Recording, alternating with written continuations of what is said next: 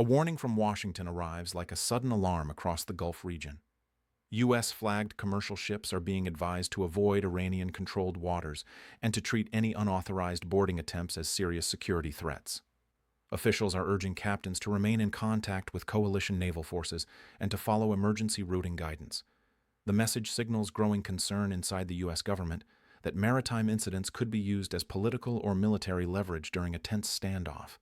In one of the world's most sensitive waterways, even routine movements now carry heightened risk and global attention from security analysts and energy markets alike. The Strait of Hormuz has once again become the center of strategic anxiety. This narrow sea passage handles a significant share of global oil shipments, making it one of the most economically vital choke points on Earth. Any disruption there can send shockwaves through fuel prices and financial markets within hours. Military planners view the area as highly volatile, where misunderstandings can escalate quickly. Increased patrols, tighter monitoring, and more frequent warnings to civilian shipping reflect how fragile the current balance has become.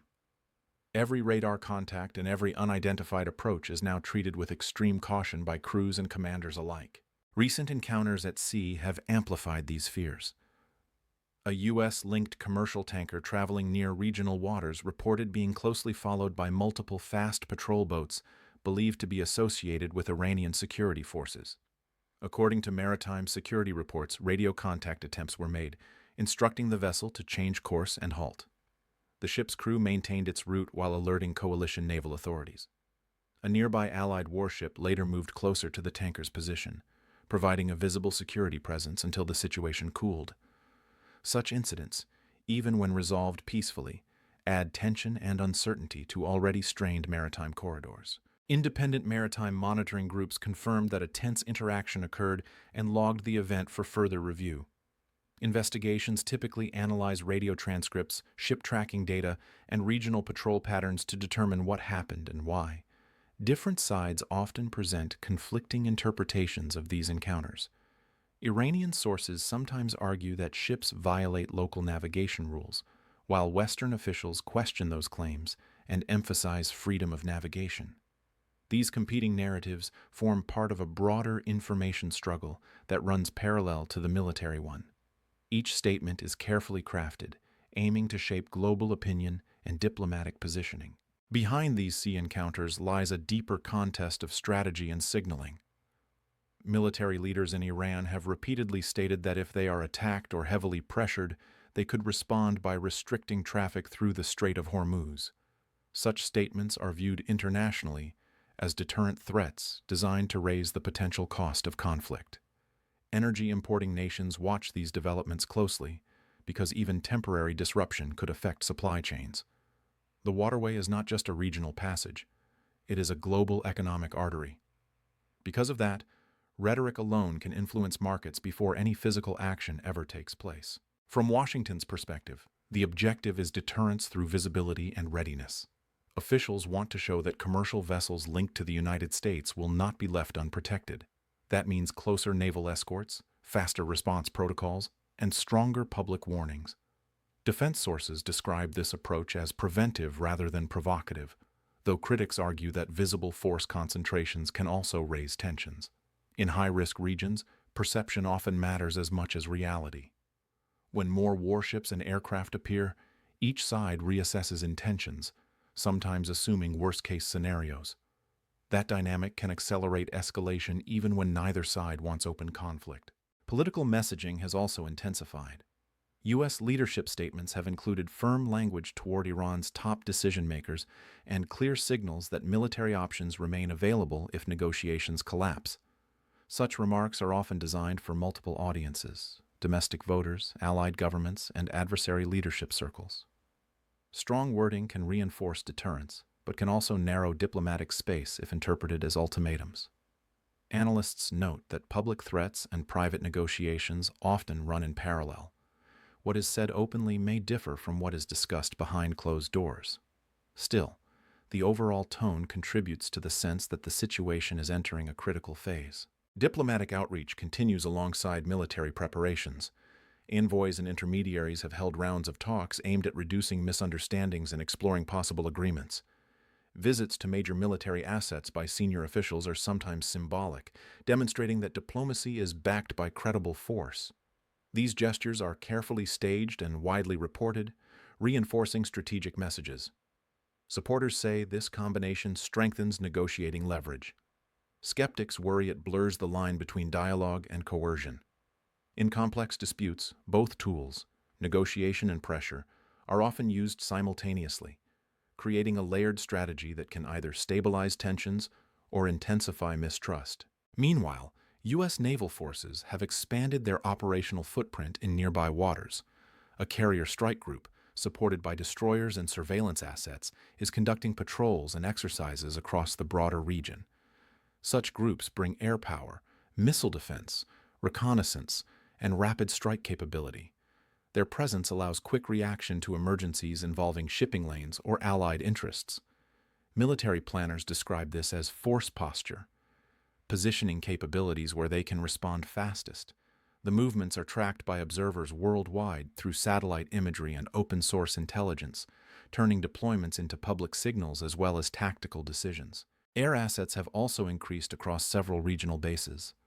Fighter aircraft, refueling tankers, reconnaissance platforms, and drones are rotating through established facilities operated by the United States and its partners. These deployments enhance surveillance coverage and extend operational range. Defense officials typically describe them as precautionary and defensive. However, any buildup is closely scrutinized by rivals who may interpret it differently. In contested environments, the same action can be labeled reassurance by one side and provocation by another.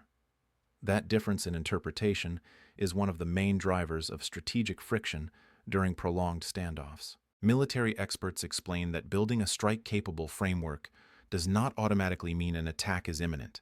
It often means planners want options ready if political leaders choose to act. Preparation creates flexibility. Aircraft, ships, logistics chains, and command systems must be in place before any operation could occur. Without that groundwork, rapid response would be impossible. Still, visible readiness can change calculations on all sides. Opponents may accelerate their own preparations, creating a cycle of mirrored escalation.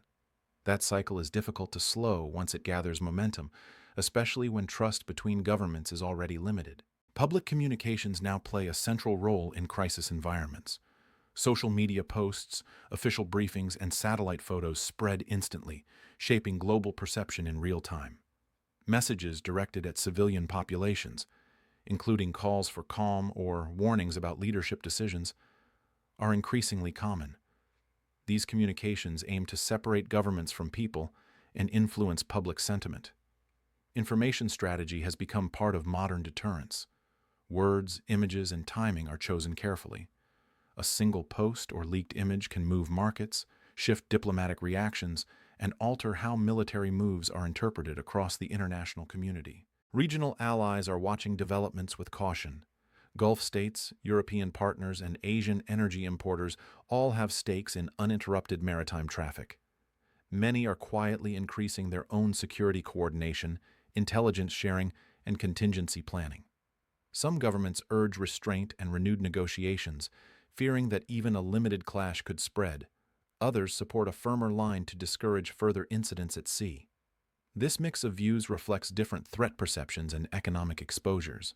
Multinational naval cooperation missions have expanded in the past during similar tensions, showing how shared risk can drive collective security responses. Shipping companies are adjusting their risk models as well. Insurance premiums for vessels transiting high-risk zones can rise quickly when tensions spike. Firms may reroute ships, delay departures, or require naval escort coordination. These decisions increase transport costs and delivery times. Energy traders, in turn, factor that uncertainty into pricing. Even without direct confrontation, the financial impact can be significant. Risk assessments now include not just piracy and weather, but also state-level confrontation. Corporate security teams monitor naval advisories as closely as weather forecasts, reflecting how geopolitics directly affects commercial logistics. Historical precedent adds weight to current fears. The region has seen previous tanker incidents, seizures, and confrontations that triggered diplomatic crises. Each episode left behind new rules, escort missions, and communication hotlines designed to prevent repetition. Yet no framework is perfect. Technology changes, leadership changes, and political contexts evolve. What worked once may not work again. That uncertainty keeps risk levels elevated whenever rhetoric hardens. Military academies often study these past encounters to understand escalation pathways. Their lessons emphasize clarity, communication, and controlled response under pressure. Analysts often describe the present moment as calibrated confrontation. Each side signals capability and resolve while trying to avoid crossing thresholds that would trigger full conflict. Naval maneuvers, aircraft patrols, and official warnings are part of that calibration. The goal is to influence behavior without firing shots. But calibration is difficult in crowded, fast-moving environments like narrow sea lanes. Human error, equipment malfunction, or misread intent can disrupt careful planning. That is why crisis hotlines and deconfliction channels are considered essential tools alongside ships and aircraft. Energy markets respond quickly to any perceived threat around the Strait of Hormuz. Traders track ship movements, military statements, and incident reports minute by minute. Even rumors can move prices. Governments sometimes coordinate strategic petroleum reserves as a buffer against sudden disruption. Economists note that uncertainty itself can be as damaging as actual supply loss. Volatility affects investment, inflation, and currency stability. Because of this, financial institutions monitor security developments almost like military intelligence units. The link between maritime security and global economic health is direct and immediate. Diplomatic backchannels remain active despite public tension. Third-party mediators, regional partners, and international organizations often facilitate quiet conversations when direct talks stall. These channels can clarify intentions, relay warnings, and test compromise ideas. They rarely make headlines, but can prevent miscalculation. Experienced negotiators stress that keeping communication open is critical during military buildups. Silence increases danger because assumptions replace facts. Even limited dialogue can slow escalation and create off-ramps. Success is not guaranteed, but absence of dialogue almost guarantees greater risk. The central strategic question remains whether current actions are meant purely to deter or if they are steps toward confrontation. Observers examine patterns, frequency of incidents, scale of deployments, tone of leadership language, and diplomatic activity. No single indicator gives a complete answer. Often, intentions evolve as situations develop. Decision-makers react to events as much as they plan them. That makes forecasting difficult. Scenario planners build multiple outcome models rather than one prediction.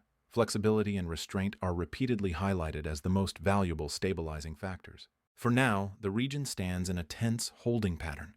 Ships continue to sail, patrols continue to operate, and negotiations continue behind the scenes. The margin for error, however, is thinner than usual. Governments, militaries, and companies are all acting with heightened alertness. Whether this period ends in renewed agreements or deeper confrontation will depend on choices made in the coming weeks. The situation illustrates how tightly security, politics, and economics are linked in critical waterways. The world watches closely, hoping deterrence holds and conflict remains avoided.